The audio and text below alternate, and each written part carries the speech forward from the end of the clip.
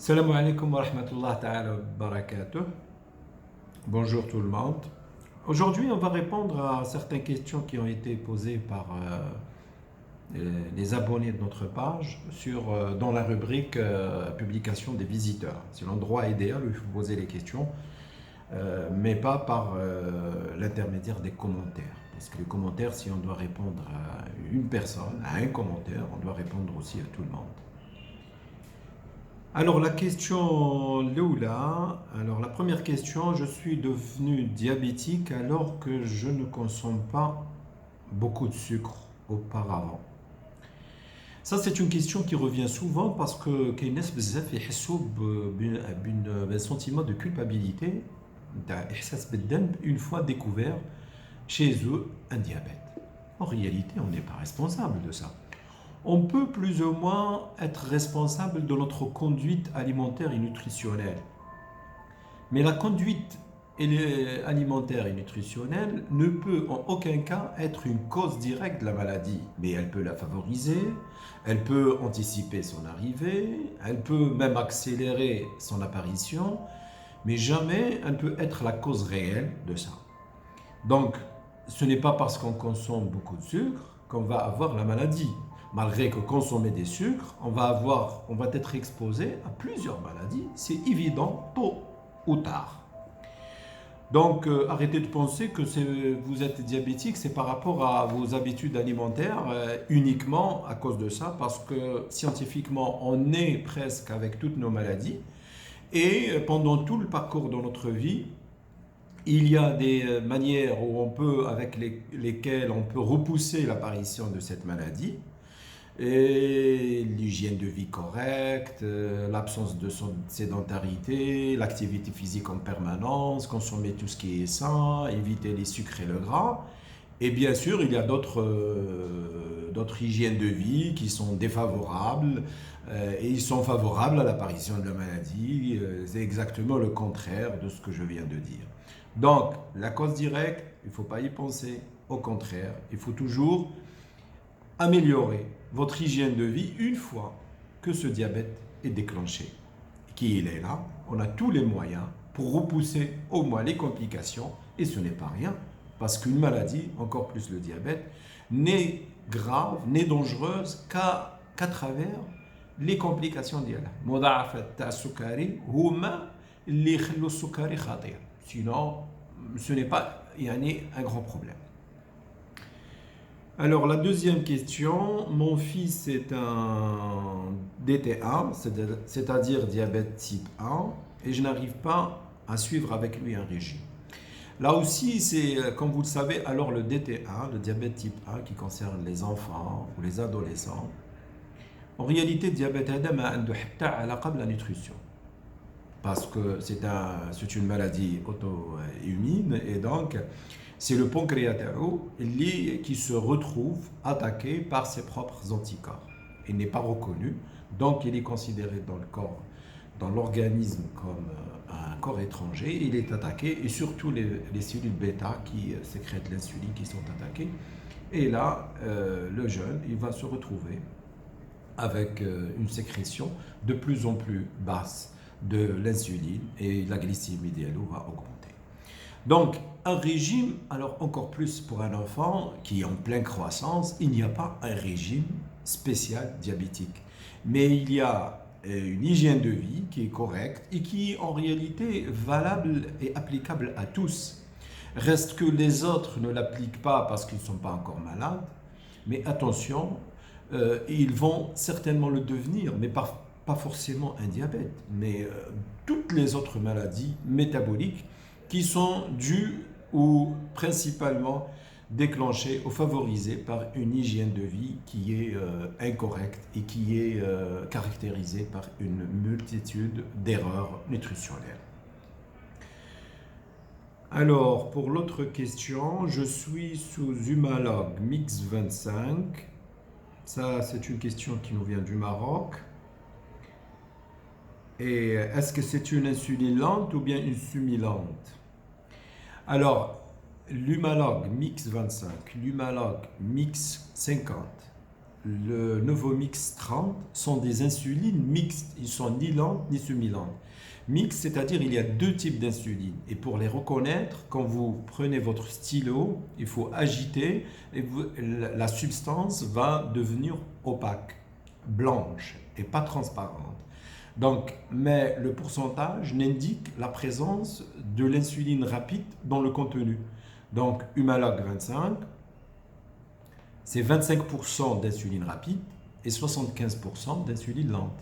50, c'est moitié-moitié. Novomix 30, c'est 30% de rapide et 70% de lente. Maintenant, l'indication pourquoi on donne celle-ci que l'autre, c'est en fonction du profil du patient. Si notre patient est obèse, si notre patient mange beaucoup dans les repas importants, si notre patient ne suit pas un régime correct, si notre patient présente des hyperglycémies, surtout en début de repas, c'est-à-dire juste après un repas ou tardivement après un repas. Et ça, on va adapter les doses en fonction du profil de notre patient. Bien sûr, il ne faut pas mettre tous les diabétiques dans le même sac, ils ne se ressemblent pas de ce côté-là aussi. Alors, l'autre question, je veux faire la chirurgie bariatrique, comment et où? Alors, la chirurgie bariatrique, comme vous le savez peut-être, c'est une chirurgie qui consiste à réduire le volume d'estomac par plusieurs procédés qui réussissent, mais attention, avec beaucoup de prudence, l'indication doit être discutée. Ça concerne surtout les personnes qui sont très obèses, avec un IMC, un indice de la masse corporelle qui dépasse en général les 40. Et puis, le but réel, c'est enlever d'abord cette quantité énorme de graisse qui est responsable de l'insulinorésistance, donc de l'inefficacité de l'insuline chez ce patient. Et en général, cette chute rapide de poids, juste en post-opératoire, va améliorer tout de suite les capacités de résistance de l'insuline et les glycémies vont baisser, voire même vont se normaliser pendant une période. Mais attention, ce n'est pas un traitement miracle parce qu'il reste quand même assez récent. On n'a pas assez de recul pour juger l'efficacité à long terme, mais il fait partie des moyens thérapeutiques qu'on utilise chez certaines personnes. Donc l'avis du médecin traitant ainsi que le chirurgien qui va vous opérer est très important afin de dessiner le profil et surtout poser l'indication correcte. Alors là, c'est une question pédiatre. J'ai un enfant, les diabétologues refusent de le prendre. En réalité, ça c'est une question qui revient également. Beaucoup d'enfants diabétiques et les parents posent un problème pourquoi les diabétologues ne les prennent pas en charge. En réalité, ce n'est pas on refuse de prendre ces enfants. L'enfant, il est en pleine croissance. L'enfant a besoin d'être accompagné par son pédiatre. Les pédiatres sont formés pour suivre un diabétique. Jusqu'à l'âge de 14 ans, il peut être suivi par son pédiatre. C'est beaucoup mieux qu'un diabétologue, quand le diabète ne pose pas problème. Un diabétologue, il peut être appelé à apporter une expertise pour une situation délicate, pour orienter un traitement qui n'est pas adapté à un enfant ou à un adolescent. Mais une fois la situation revient aux normes, le diabétologue se retire et c'est son pédiatre qui va le reprendre. Et ceci est une règle fondamentale parce que le diabétologue ne peut pas apporter plus que l'amélioration de son diabète. Et là, or que l'enfant, à cet âge-là, il a besoin de beaucoup plus qu'une prise en charge uniquement exclusive de son diabète. Alors, si on a le temps, on peut passer à une autre question. Donc, la neuropathie peut-elle entraîner l'amputation? Bon, je pense qu'elle parle de la neuropathie diabétique. La neuropathie, c'est une atteinte des nerfs périphériques, ça concerne surtout les membres inférieurs. C'est une complication du diabète, effectivement, mais ce n'est pas la neuropathie qui entraîne l'amputation. يعني ماهيش النeuropathie هذه اللي تروح حتى لواحد يقص رجلو ولا يوقع له ينقر مكان لا elle favorise l'apparition. Il y a beaucoup de neuropathes qui ont une neuropathie, mais qui n'arrivent peut-être jamais à l'amputation. D'abord, à l'exposition du risque d'infection. La neuropathie, elle expose effectivement, parce que quand on perd la possibilité de sentir un mal, de sentir une douleur, de sentir une brûlure, donc on est exposé beaucoup plus que les autres à avoir une infection qui va traîner sans la sentir, sans la voir venir, et une fois qu'elle est là, encore plus parce que nous sommes diabétiques. Donc nos capacités défensives, surtout quand le diabète est vieux, le diabète, et je ne parle pas de la personne, quand il est à ce moment-là, les capacités sont amoindries par rapport aux autres.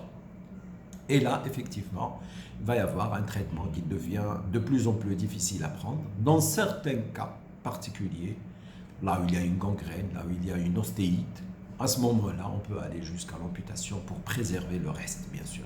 Mais pas la neuropathie elle-même. La neuropathie, quand elle est gérée et traitée correctement, surtout soulagée, parce que c'est un traitement symptomatique malheureusement pour la neuropathie, elle ne peut pas être une cause directe de l'amputation.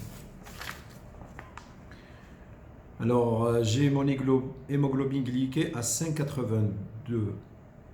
Est-il le début du diabète? Alors, pour la définition récente des organisations internationales de diabète comme l'ADA et l'IFD, effectivement, une hémoglobine glyquée à 5,80, vous rentrez dans la zone du prédiabète. C'est pas une obligation, mais vous êtes vraiment très proche de cette situation. Probablement, si vous faites déjà 5,80, probablement la glycémie à jeun est légèrement élevée, ou bien la glycémie monte très vite après un repas. Donc à ce stade-là, vous n'êtes pas diabétique. Et on ne peut pas dire que c'est le début d'un diabète, mais on peut le dire que vous êtes vraiment proche. Et vous avez la possibilité de faire demi-tour en changeant votre hygiène de vie, votre façon de manger, et surtout le contenu de ce que vous mangez, et à quel moment vous le faites, et à quelles calories, combien de calories vous mangez par jour, vous prenez par jour, ainsi que les activités physiques qui s'accompagnent et qui vont effectivement améliorer énormément ces chiffres de façon parfois très importante et très intéressante. Alors je veux me renseigner, je prends de l'évothyrox et j'apprends que je suis enceinte. Est-ce qu'il y a un risque sur le bébé? Alors si vous êtes connu déjà comme une personne qui a une hypothyroïdie, donc ce n'est pas une hypothyroïdie découverte pendant la grossesse, c'est une hypothyroïdie qui est ancienne, vous êtes déjà sous l'évothyrox. En réalité, les besoins peuvent, chez certaines personnes, augmenter légèrement à l'occasion d'une grossesse, mais pas dans tous les cas.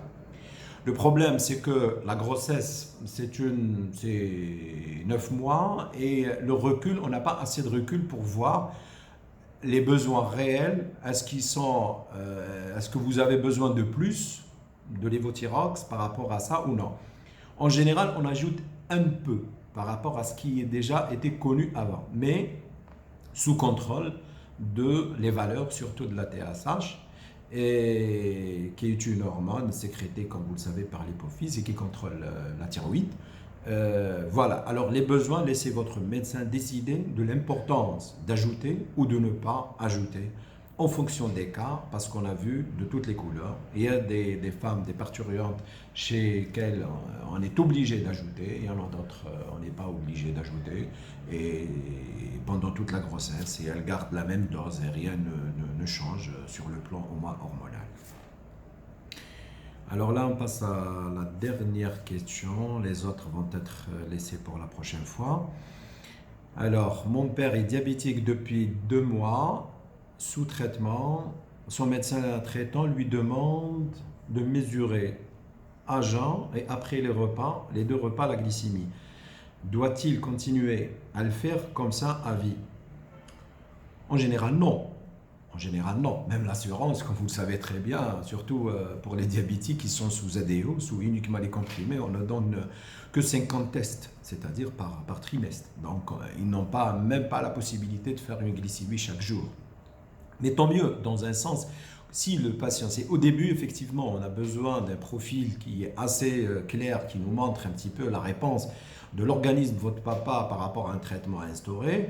Mais une fois que les choses sont devenues de plus en plus claires et on voit que les glycémies à jeun baissent ainsi que les glycémies postprandiales, on n'est pas obligé de mesurer 3 fois la glycémie par jour. On peut faire par exemple ce que moi je conseille à mes patients, de me faire 2 glycémies à jeun par semaine et 2 à 3 glycémies en postprandial dans la même semaine. Donc en tout, ça va aller entre 4 et 5 prises afin d'économiser bien sûr ces 50 tests, cette boîte de 50 tests pour l'étaler sur les 3 mois. En général, quand il n'y a pas de problème, quand les glycémies sont pratiquement les mêmes, avec un profil qui est acceptable, eh ben, il n'y a pas de raison de le faire plusieurs fois. À l'occasion de maladies, à l'occasion d'un déséquilibre de diabète, on est parfois appelé à faire plusieurs fois, prendre plusieurs fois la glycémie par jour afin d'informer votre médecin s'il y a lieu de changer, d'adapter ou d'apporter un changement quelconque au traitement pendant cette période de la maladie ou autre. Mais en dehors de ça, il n'est pas obligé bien sûr de prendre les glycémies comme ça pendant toute la vie. Ce n'est pas possible. Voilà, je me contente parce que le temps nous presse. La prochaine fois, Inch'Allah, on va répondre aux questions, aux autres questions qui restent. Alors, il y a rubrique publication des visiteurs. C'est là où vous pouvez mettre votre question. Et ce n'est pas à l'occasion d'un commentaire. Vous pouvez commenter comme vous voulez, une publication, vous êtes libre. Mais n'attendez pas une réponse à une question dans un commentaire particulier, parce qu'il y a beaucoup de commentaires et les gens sont libres de commenter à leur façon les publications. Alors, je vous donne rendez-vous la prochaine fois, Inch'Allah, et au revoir.